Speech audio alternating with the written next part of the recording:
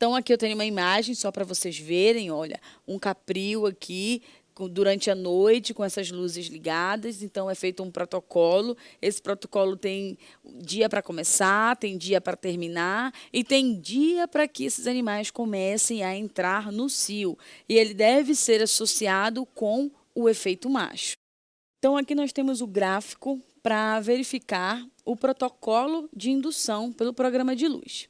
Então, relembrando esse gráfico, nós vamos ter aqui as horas do dia. Então, aqui meia-noite, meio-dia, 8 da noite e meia-noite novamente. Aqui em branco, nós vamos ter a luminosidade natural do dia. Então, nós temos aqui a luminosidade e em cinza a gente tem a escuridão, que é a duração da noite, certo? Enquanto que nesse eixo nós vamos ter os meses do ano, de janeiro a dezembro. Então, como a gente pode verificar aqui em janeiro, a gente vai ter, né, alguns dias mais longos quando a gente compara aqui com o mês de junho, por exemplo, onde os dias são mais curtos, né, aqui mais longos e aqui mais curtos. Então, dessa forma, né, pela produção de melatonina, as fêmeas elas identificam esse período, identificam o que está acontecendo e nesse período aqui não há reprodução. Nesse período onde os dias são curtos, é o período reprodutivo natural das cabras e ovelhas e quando retorna aqui é um período de dias mais longos, novamente esses animais saem da reprodução, ficam no seu período de não reprodução, ou a gente chama de contraestação, certo? O que é o protocolo de luz? No protocolo de luz, muita gente me pergunta assim, Juliana, o que faz o protocolo de luz? Deixa as fêmeas na escuridão nesse momento para que elas achem que é outono e inverno? Não, a gente engana o eixo de outra forma. Como é que é feito essa enganação? O protocolo de luz artificial, ele é feito com o acender das luzes às 4 da manhã e desligar às 8 da manhã. E aí tem a luz natural do dia e depois acende a luz da instalação novamente às 4 da tarde e desliga às 8 da noite. Isso durante 60 dias. O que acontece? Olha só como fica a duração do dia para esses animais. Aqui o dia fica muito longo, são 16 horas de luminosidade. A luminosidade do dia mais a luminosidade da luz artificial. Então, o que acontece? Durante esses 60 dias, as fêmeas acham que estão num período claro, sendo que esse protocolo ele é iniciado ali, geralmente no final de junho, que seria o final do inverno. Então, elas já não estão mais na reprodução, elas já estão em anestro, e aí se coloca 60 dias de luz. Acontece alguma coisa nesse período? Ela entra no período reprodutivo? Não. Elas só acham que estão em dias longos e, de fato, elas não estão mais na reprodução. Então, para elas, o dia está longo, elas não estão reproduzindo, acontece tudo normalmente.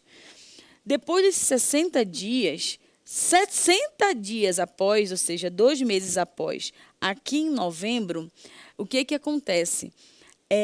Começa com o efeito macho, ou seja, pega o macho que não precisa estar isolado, que não precisa de muita coisa, começa a rufiar 2 vezes por dia. Passa o macho de manhã e passa o macho de tarde.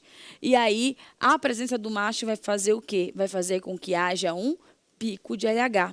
E aqui ocorre a primeira ovulação, ou seja, o início do estro. Ah, mas isso não é o efeito macho? Ok, eu usei o efeito macho para que essas fêmeas ovulem. No entanto, no efeito macho normal, eu falei para vocês que o que vai acontecer no efeito macho? Ah, aquele folículo não é um folículo de boa qualidade, aquele ciclo vai ser um ciclo curto.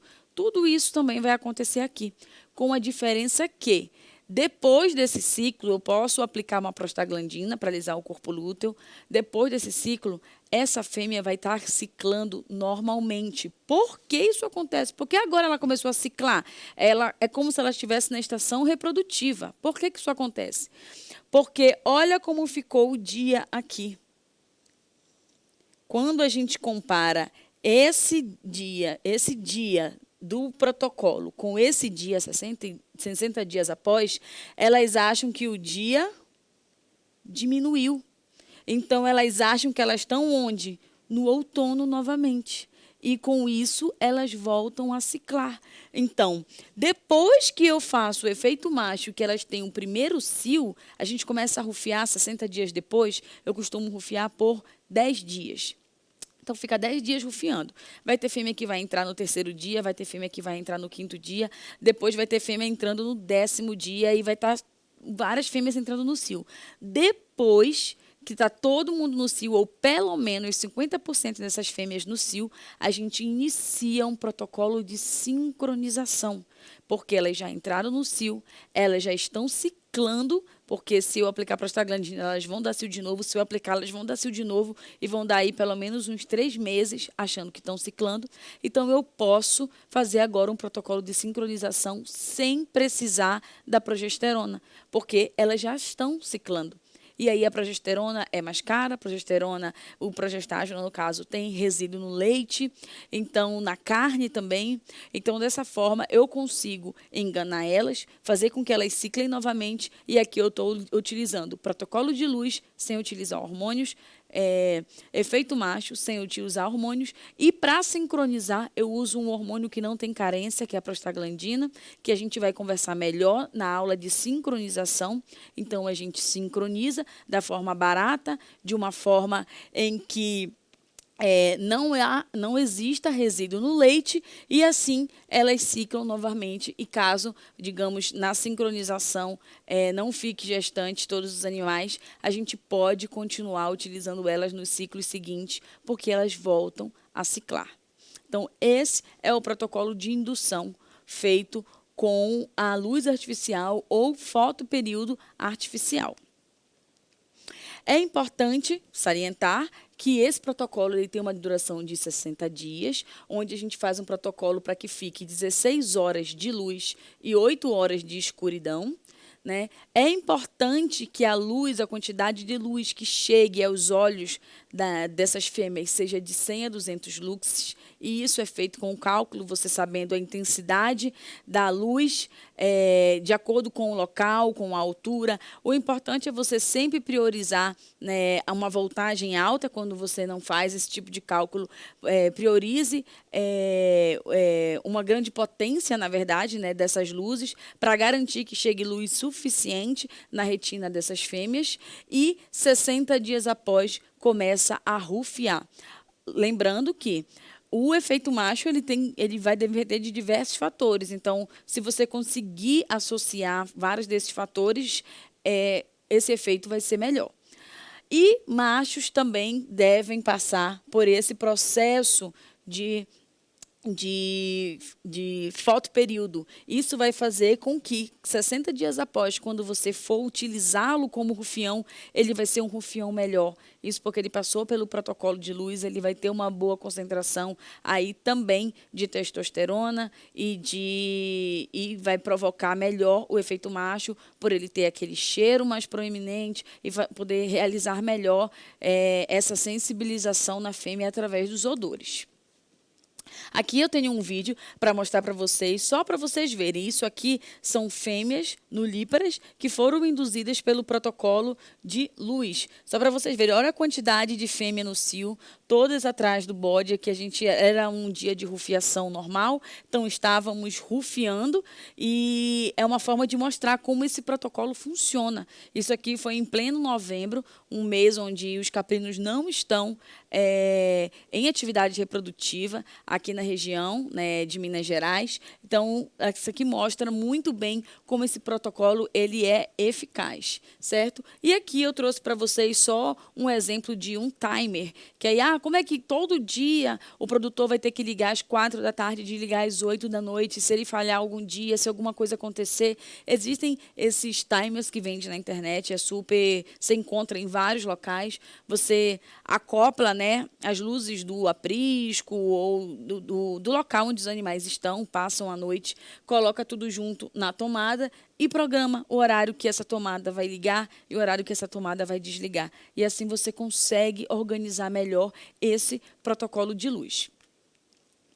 dessa forma, é importante a gente conhecer os métodos de indução. Muitas vezes eu falei aqui da importância da finalidade, né, que tem a indução, e como o protocolo do efeito macho, o protocolo do fotoperíodo artificial são protocolos que hoje, né, estão aí nas revistas, está sendo muito falado justamente por serem protocolos mais limpos. No entanto, são protocolos que exigem ali determinado trabalho, determinado manejo, algo pensado de muito tempo, e nem todo produtor vai ter essa disponibilidade de tempo, de mão de obra e até mesmo de planejamento. Então, o protocolo hormonal, ele sempre vai ser muito, muito bem recebido, muito bem utilizado, e deve ser utilizado da forma correta, seguindo tanto a questão de higiene, como a questão de protocolos em si, para a questão de descarte, período de carência. Então, é importante ressaltar que todos têm o seu espaço, cada propriedade vai ter uma realidade, e sempre é importante associar um ao outro, associar o protocolo hormonal com o efeito macho, associar o efeito macho com o protocolo de luz, usar o protocolo de luz em determinados animais, usar o protocolo hormonal. Então, é sempre bom conhecer todos os tipos, todos os métodos de indução para que seja feita o melhor para cada propriedade. Agradeço a presença de vocês nessa aula até agora e até a próxima aula.